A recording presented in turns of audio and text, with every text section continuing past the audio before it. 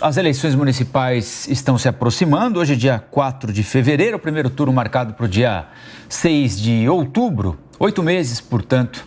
O presidente do Tribunal Superior Eleitoral, Alexandre de Moraes, defendeu, por exemplo, regulamentação de publicações em redes sociais, há uma preocupação com a utilização de inteligência artificial. Nós vamos conversar agora com o ex-ministro do Tribunal Superior Eleitoral, Henrique Neves. Muito bom dia, obrigado pela entrevista. Bom dia. Como é que nós podemos aprimorar as regras para uma eleição mais segura em outubro? O que é que nós precisamos fazer, se é que precisamos fazer alguma coisa para deixar a eleição mais segura em outubro do que as eleições anteriores? O problema é que neste momento não há como a gente já modificar a legislação. A Constituição diz que a legislação eleitoral só pode ser modificada até um ano antes das eleições. Qualquer modificação que ocorrer daqui para frente só entrará em vigor, só será aplicada para as eleições futuras, para as eleições de 2026. Então, o que nos resta hoje é a regulamentação que o Tribunal Superior Eleitoral faz através das instruções. A ministra Carmen Lúcia, que é a relatora para as instruções, inclusive agora no mês de janeiro, fez diversas audiências públicas para tentar colher, junto à comunidade jurídica, aos órgãos de representação, sugestões para o que deve e o que não deve ser regulamentado pelo Tribunal Superior Eleitoral. Isso, obviamente, gera sempre aquela questão de que o TSE estaria invadindo a competência do Congresso Nacional. Mas o grande problema que nós temos para as eleições de 2024 são justamente aqueles fatos que ocorrem em todas as eleições, que têm crescido ultimamente e que não tem uma regulamentação específica. Então é melhor que se tenha uma instrução dando uma orientação de como que o tribunal vai ser interpretado do que deixar numa eleição municipal com mais de 3 mil juízes no país, cada um decidindo da forma que achar melhor. Existem muitos gaps na legislação eleitoral que nós temos hoje, ministro, e que dão margem para um excesso, ou não excesso, a avaliação é do senhor, de judicialização desses casos. E aqui eu vou trazer o caso do Sérgio Moro, porque foi adiado o julgamento dele no tribunal lá no Paraná, porque precisa completar o quórum de ministros, né, para que ele seja julgado. Ele está sendo julgado por abuso de poder econômico, porque justificam que ele tenha se beneficiado na campanha para o Senado, já no União Brasil, de uma pré-campanha da qual ele participou como candidato à presidência da República no Podemos. Existe regulamentação para prevenir esse tipo de atuação, mas ainda assim essa questão está sendo discutida no Judiciário. É preciso avançar muito ainda nessa questão?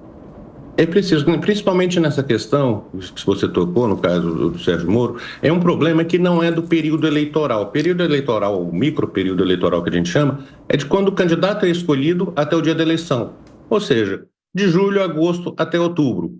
O que tem gerado muitos problemas na justiça eleitoral são os atos que são anteriores, que antigamente se discutia apenas como propaganda antecipada. E para a propaganda antecipada, há a lei, dizendo o que não caracteriza uma propaganda antecipada.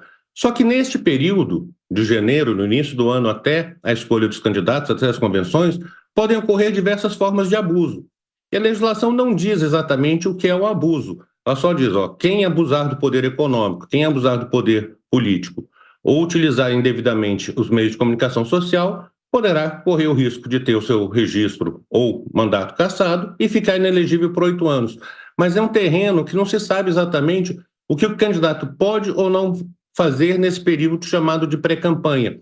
Então é algo que eu acho que o Congresso Nacional deveria enfrentar e estabelecer regras claras, que todos pudessem entender o que o candidato pode fazer, o que o candidato não pode fazer. E, vamos dizer, eu acho que nesse período nós temos que beneficiar o debate. Nós não podemos ter momentos de proibição de discussão de política, de proibição da discussão de qualquer assunto. Não se pode fazer propaganda ostensiva, pedir voto, fazer uma campanha eleitoral fora do tempo.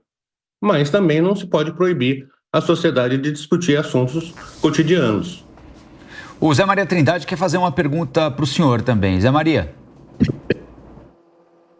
Sim, muito bom dia, ministro.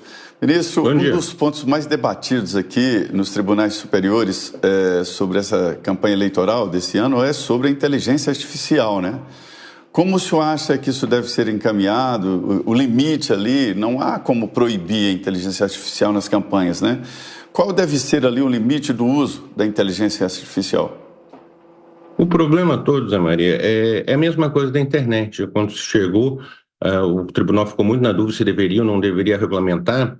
O que nós temos que regulamentar é o uso da inteligência artificial para o mal, ou seja, para divulgação de fake news, para a criação de fatos irreais, para ofender os outros candidatos. Agora, é óbvio, a inteligência artificial para uma forma de orientação do candidato, qual o melhor discurso que ele deve fazer, qual a melhor aparição que ele deve utilizar na sua campanha, isso obviamente deve ser utilizado. O grande problema é que nessa parte do mal, nós sempre estaremos atrasados, porque se hoje a gente vai discutir como regulamentar fake news, no dia que você chegar a uma conclusão a respeito disso, já haverá um recurso tecnológico mais avançado em que as pessoas não mais utilizarão o que nós estamos discutindo hoje, já terá uma nova forma, porque esse mundo da informática ele evolui de uma forma muito rápida. Agora, a falta de regulamentação, a falta de dizer o que é possível, o que não é possível, ainda que de uma forma genérica, é um dos problemas que se aguarda para as eleições. Não contribui para uma solução fácil do problema. Ministro, esse ano aqui muita gente se chocou com o volume de dinheiro reservado para a eleição, né? Quase 6 bilhões de reais, uma discussão no Congresso, mais, menos. O senhor acha que em algum momento nós vamos, no futuro próximo, nós vamos revisitar a discussão sobre financiamento de campanha desencadeada pela Operação Lava Jato, que restringiu o financiamento ao orçamento ou à doação por pessoa física? Eu acho que esse debate é essencial. Primeiro porque as campanhas mudaram. Antigamente você tinha campanhas e a legislação sempre foi alterada para baratear as campanhas. Você começou há 20 anos, 30 anos atrás, você tinha grandes shows que animavam os comícios. Isso foi proibido como uma forma de barateamento. Um dado curioso, lá atrás, na década de 90, era proibido utilizar propaganda gravada em celulares. Hoje em dia, com a quantidade de facilidades que a tecnologia nos trouxe, e principalmente com a internet, as campanhas estão quase saindo da rua e indo para as redes sociais, para a internet. Está certo que dentro da rede social você corre o risco de ficar só dentro daquela bolha da qual cada um de nós pertence, mas o custo da propaganda, o custo da realização das eleições, ele está diminuindo. E, inversamente, o Congresso Nacional tem aumentado o valor do fundo. Eu entendo, quer dizer, esse valor ele é muito grande quando se considera ele unicamente. Só que isso vai ser dividido entre 30 e tantos partidos, que depois dividirão entre seus diretórios regionais, e cada diretório regional dividirá entre o diretório municipal. Então, muitos candidatos lá na ponta de vereador, no interior, dificilmente verão parte desse dinheiro, porque aí a estratégia do partido de canalizar para, por exemplo, uma disputa de uma prefeitura de uma capital. Então, é uma forma que eu acho que tem que ser repensada para que a gente consiga utilizar esse dinheiro em outras áreas. É óbvio que não pode se deixar de financiar a democracia. A eleição tem um custo, democracia tem um custo. O dinheiro, ele, ao invés de beneficiar o candidato, no fundo, ele serve para beneficiar o eleitor, porque o eleitor tem que ter o direito de saber quem são os candidatos. Se eu vou para uma eleição onde apenas os abonados fazem propaganda, o meu universo de escolha vai ser entre aquelas pessoas que eu sei que são candidatas. Aquele que não consegue divulgar seu nome, a tendência é ele não ser escolhido porque o eleitor simplesmente desconhecerá a sua existência. Então é algo que tem que ser visto nem tanto ao mar, nem tanto à terra. Conseguir uma forma de reduzir os valores e aumentar a inclusão de todos os candidatos. Agora, 10 horas e 29 minutos, a gente segue conversando com o ex-ministro do TSE aqui no Jornal da Manhã. Deixa eu só me despedir, nós nos despedirmos de você que estava nos acompanhando pela rádio. Obrigada pela audiência nesse domingo. Você fica agora com uma transmissão esportiva. Para quem nos acompanha pela internet, para quem nos acompanha pela TV Jovem Pan News, seguimos conversando com o ex-ministro do TSE, Henrique Neves. Ministro, uma outra discussão que deve movimentar o Congresso agora em 2024 é essa questão da reeleição. Nós mostramos agora há pouco uma reportagem dizendo que essa vai ser uma das principais pautas defendidas pelo presidente do Congresso e do Senado, Rodrigo Pacheco. É preciso mudar o que a lei diz sobre reeleição hoje?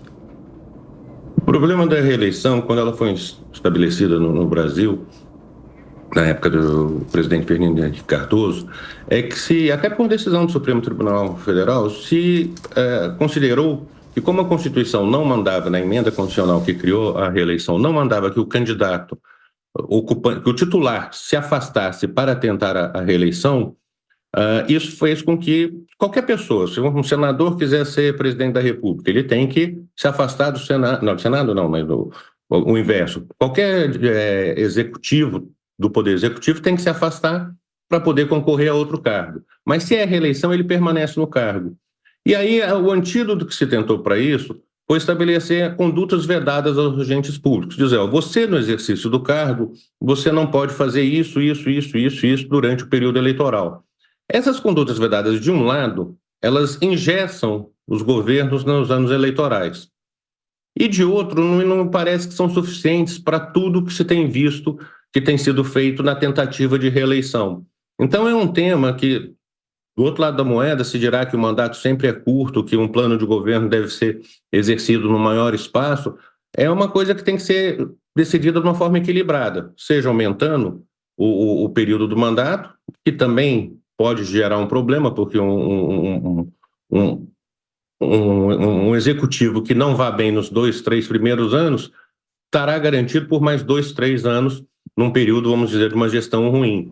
Mas é algo que tem que ser visto de forma equilibrada. Não adianta acabar com a reeleição e criar um problema de alternância de poder rápido no país, em que se fecha uma obra para iniciar outra, porque aquela não é do gosto pessoal do novo governante. Então, nós precisamos ter uma continuidade na gestão pública com a menor interferência política possível.